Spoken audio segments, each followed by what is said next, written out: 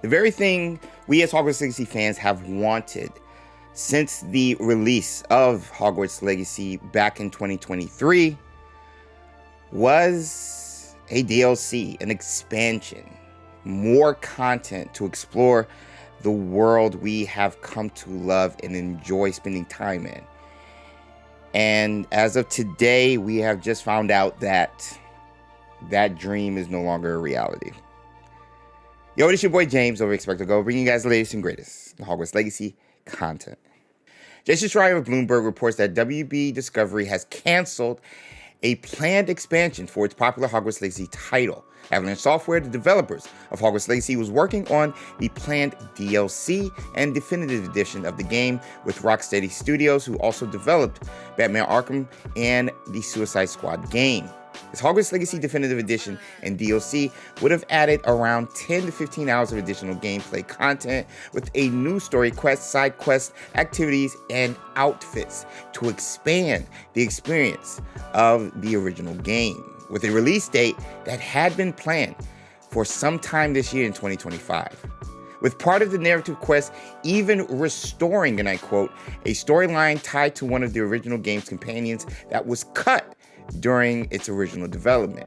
This is according to Schreier of Bloomberg. To which the only companion I can think of with a cut storyline is Amit the Car, the Ravenclaw companion, which honestly was a theory of mine and was made last year concerning the DLC's possible storyline. And this was all due to the other three companions, Nasionai, Sebastian Sallow, and Poppy Sweeting, narratively having a more fleshed out story, with the standout being Seb, of course, with Amit really feeling like an afterthought compared to the other three. So again, sadly, for a second time, my Ravenclaws in this beloved community are denied a full story quest centered around their house-specific companion, Amit. And it's not just the Ravenclaws missing out. We as a community are missing out on 10 to 15 hours of additional content for Hogwarts Legacy, compared to Jedi Survivor and Marvel Spider-Man 2 entire game running 20 to 30 hours. This is a huge comparative, and so much content that would have came with this DLC. I honestly feel really bad, especially for the console players, even more now, because ever since the amazing Hogwarts Legacy mod update, they've had to sit in the background for 2 months and watch PC players get new and exciting weekly content, living vicariously through creators like myself, Ben, and Retro. But this DLC and Definitive Edition was the one thing of new Hogwarts Legacy content that was coming for console players to make up for the lack of mods, honestly. And now that's gone. And let's not forget the amazing developers at Avalanche Software who were working on this DLC and Definitive Edition for over a year, having all their time, effort, and content that they probably were excited about canceled, just like that, not knowing if it would even carry over to the sequel. And after just announcing last week and even this week that Avalanche Software is working on multiple games already, why can't we just get this DLC and Definitive Edition finished? A DLC and Definitive Edition of WB Games' most successful game to date. It honestly just feels like an easy layup. More money. So why? Why was it canceled? Well, according to Schreier from Bloomberg, Warner Bros. Discovery canceled the project this week, in part due to concerns that the amount of content was not substantial enough to justify the price being considered. Says the people familiar, speaking anonymously, because they honestly are not allowed or authorized to talk about the game to the press, which I can personally confirm because I've reached out to a lot of the people at Avalanche Software I've met during the marketing for Hogwarts Legacy. Not so much about this topic, but just about the game overall. And they all are not allowed to do interviews or comment about anything concerning the game. Now, going back to the price point, Insider Gaming suggested that the DLC would be between $20 and $30, and even that price point is for those 34 million people who already own Hogwarts Legacy and wanted an additional add-on courtesy of the DLC. The definitive edition, however, would have been at least, in my opinion, $70 to $100 for the full game and DLC content, since it's all in one package. Now, the concerns about the amount of content not being enough to justify the price, I honestly don't get, since reportedly we had 10 to 15 hours of content. But this is where I'll agree with WB and give them kudos. This is honestly a valid reason to cancel the DLC and the definitive edition development. And this is because they realize what Warner Brothers Discovery, WB Games, and Avalanche Software have with the Hogwarts Legacy brand currently, which is positivity. Positivity about the game, the content, the developers, and overall product from the perspective of the community.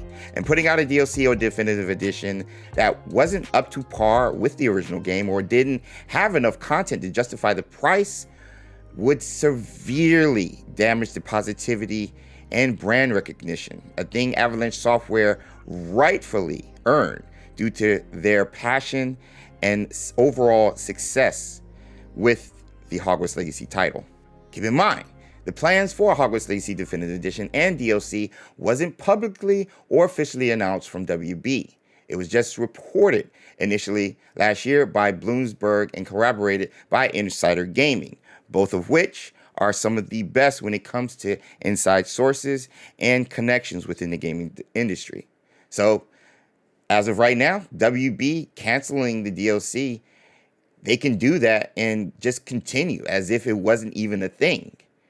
Now, the announcement comes right around the time I predicted we'd get news for the Hogwarts Legacy Definitive Edition and DLC in the first place. Since this week, the week they canceled the DLC, by the way, is also the week WB Games and Curse Forge Goblet of Mods collaboration was coming to an end, allowing WB and Avalanche Software to shift their marketing focus from the mods update to now the canceled DLC, which, again, was a theory and seems to be exactly right based on the timing. And honestly, it makes these reports even more real because of that timing.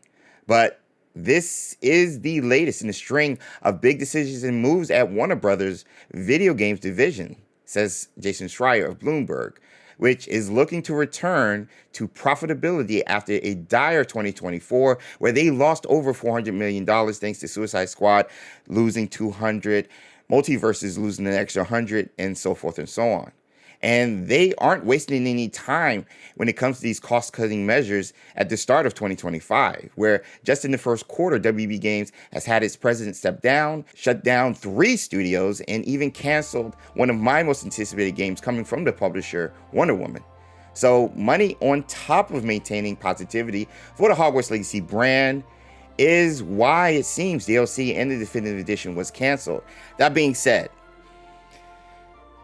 understanding that this is a great move for the long term of WB Games, and even Avalanche Software when it comes to the brand of Hogwarts Legacy, this still hurts. This still sucks. I wanted an excuse to continue visiting this world, and new content narratively would have been so good, especially if the reports were true that we were going to get 10 to 15 hours of additional content coming from this DLC and overall definitive edition. And I've been one of the few who've been able to enjoy the amazing mod updates and the creativity coming from this community when it comes to features, spells, quests, dungeons, the whole nine.